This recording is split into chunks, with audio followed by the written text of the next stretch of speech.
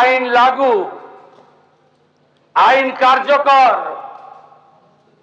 1,21,000 petition, 19,000 নাগরিকত্বের certificate. বলেন এ তো সিএ নয়, এটা এনআরসি।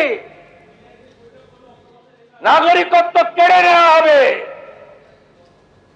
এইটা দেখার পরে তৎকালীন মুখ্যমন্ত্রী তিনি বললেন কে কে ছি ছি। তিনি প্রথম মিছিল করলেন। গোটা ভারতে কোথাও অশান্তি হয়নি, সিটির মোড় থেকে শ্যামবাজার 5 মাথার মোড়। অর্থাৎ আগুনটা লাগালেন, ওই আগুনে বাংলা জ্বলল। শামসির রেল লাইন উপড়ালেন, ভরত যাওয়ার বসে আছে বেলডাঙ্গা,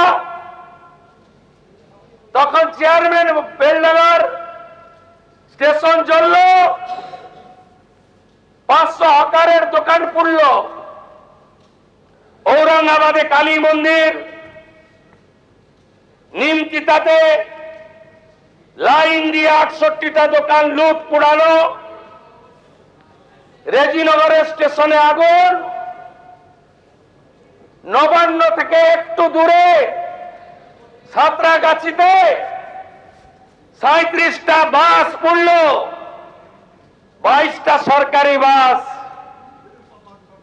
আমি পরিবহন মন্ত্রী, মন্ত্রগুপ্তির শপথ ছিল বলবো না, ফোন করলাম, সরকারি বাস জ্বলছে।